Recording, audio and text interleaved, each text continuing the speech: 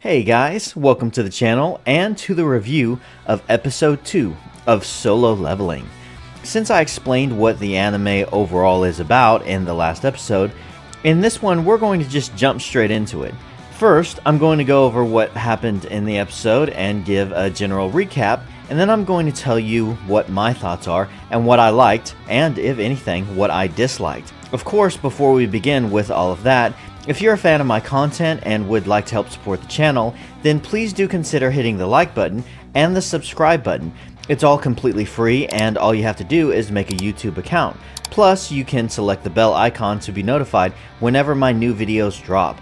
I upload at least once a week and I cover not only anime but Western entertainment as well. So with all of that out of the way, let's get into episode 2 of Solo Leveling. The episode starts off where episode 1 ends, with every one of the hunters freaking out about their friends getting instant killed by this giant statue that could be a potential god. Jin-woo notices that the dungeon they're in has different rules and realizes that they need to follow the 3 commandments that the group read when they first entered the room. The first one is that they need to show respect, and Jin-woo realizes that they need to bow their heads in order to avoid getting vaporized. Of course, before that, another person gives in to fear, freaks out, and tries to make a break for the door, only to turn into a crispy black stain on the floor. As the group bows their heads, the statue's eyes turn off, and they're all able to stand, thinking the worst is over. Of course, it's not, and the statue gives an evil smile right before it stands up and starts walking toward them. By the way, in between scenes of what's going on inside of the dungeon with Jin-woo, we get introduced to his sister, Sung Jin-ah, as she attends school and visits her mom in the hospital. We really don't learn anything about her in this episode that we already didn't know, and I think these scenes of her are put in to not only get us ready to see more of her in the future, but also to take us out of the living hell that the hunters are experiencing inside the dungeon.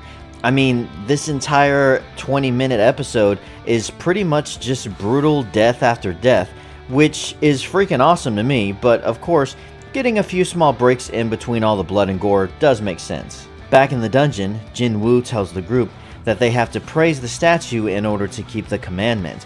One of the hunters in the group has studied ethology, or ethnology, I think that's how you say it, and believes he knows the secret to praising the statue. Of course, it crushes him like a bug, and everyone craps all over themselves once again. They all split up, and several more hunters end up getting killed by the statues, as Jin-woo is trying to figure out what the secret is to this test. Eventually, he notices that some of the statues aren't holding weapons, but instruments instead, and so he tells everyone to stand by one of those statues as they must represent what the commandment means to praise.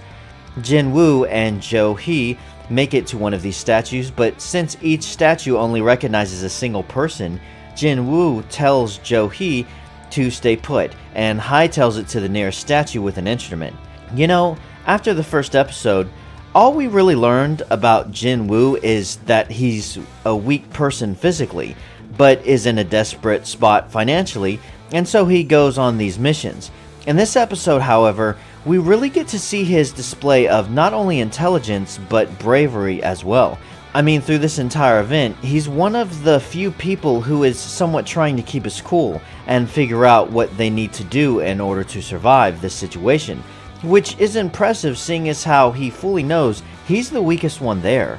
He accurately solves the first and second puzzle to these commandments, and somewhat naturally steps into the leadership role of the party, as the moment things hit the fan, everyone in the group pretty much relies on him for what to do next. In addition to being level-headed and quick thinking, he shows a huge degree of bravery in a simple act of letting Joo-hee stay at the statue while he makes a break for it to get to another one. All I'm saying is that in episode 1, all he really had going for him was that he was an underdog. And everyone loves rooting for an underdog, but that was about it. I mean, he definitely had a sense of honor in the fact that he was trying to do all of this stuff in order to support his sister and his mom, so we could tell he was a good guy, but other than that, he didn't display much else other than the fact that he was really weak. However, in this episode, we see his character, his inner character, and potential, and because of his choices, we as the audience want to root for him, and we want to see him through this horrible event. By giving him so many redeemable and likable qualities, it helps us to get invested pretty quickly into his story, and it's all done while the plot is moving along and people's guts are getting sprayed out on the ground. So that's awesome. Jin-woo dashes to the statue and barely makes it. Unfortunately, one of his legs gets crushed, and in spite of Joo-hee's best attempts, she's unable to heal him. The second commandment has been met, and the third and final test starts as they need to prove their faith to a god. This dickwad steps forward and says that the god demands a sacrifice, and they should offer up the group leader for taking them down there in the first place. He's of course speaking out of fear, but the leader of the party accepts and steps forward to give up his life. Nothing happens though, and Jin-woo realizes that all they need to do is step onto the center platform for things to get started.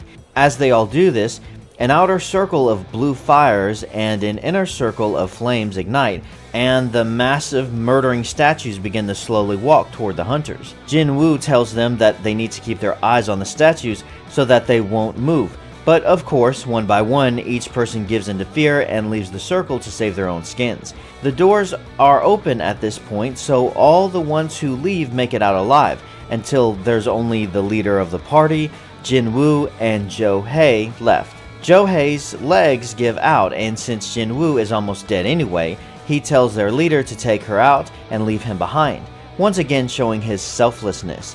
After they escape, Jin-woo's understandably pissed. He feels like this whole thing was unfair, and that it's all pretty much bullshit. He tried his best to get stronger, but never really could. He thinks about wanting to see his family again, and about how much he really doesn't want to die, but wants a second chance. Then, after being tossed around and bloodied like an underage child growing up in Hollywood, he finally is about to receive the final blow from these murderous giant statues, until what looks like a notification one would see in a video game pops up in front of him, telling him he has acquired the qualifications to be a player. He accepts, and the episode comes to an end. So, what are my overall thoughts? Well, starting off, I have to say that I can't really think of any negatives in this one. I mean, this episode was fairly self-contained and set out to do one thing, which was to have the group of hunters go through these 3 tests of these commandments. There was action all throughout, albeit one-sided, but still pretty awesome all the same, and everything was pretty straightforward, and made a lot of sense to me. The episode did a great job in giving me several reasons why I should like this character, and not only him, but the group's leader as well, I'd say. I'm curious if there's going to be a confrontation in the future with Jin-woo and the guy who was pretty much a dick throughout this entire episode. That would be an interesting conversation. It seemed like Jin-woo felt like he was being used by that guy in the end, and that his reasoning of, hey, I have a family, was just an excuse to justify his cowardice at Jin-woo's expense. I do feel kind of bad for Joo-hee though. I mean, throughout the entire thing, she was just paralyzed through fear, and then once Jin-woo loses his leg, she's not powerful enough to heal him. On top of all that, once the choice of getting both her and him out alive becomes available, she loses all strength in her legs and is unable to do anything for herself from that point forward. And after she wakes up and realizes that not only was she pretty much useless, but that her best friend / love interest is left behind for her sake, she's probably going to feel pretty bad, and that sucks since so far she's been an overall likable character. Kind of naggy, I would say at times, but still likable. Well, overall, I think that about covers it. Like I said, the likability of Jin-woo continues to increase, and this episode did a great job of establishing him even more so as a good protagonist while keeping things action-packed and entertaining. I'm looking forward to seeing how everyone deals with this event looking back in hindsight, and also the future conversations that some of these people are going to be having with one another concerning everything that happened.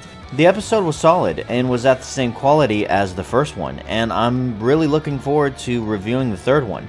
So, guys, if you've made it this far into the video, then I want to thank you, and once again, If you enjoy this content, then please do hit the like and subscribe buttons, as well as the bell icon to be notified about my videos. I do really appreciate it, and as always guys, thank you so much for watching, and have a great freaking day.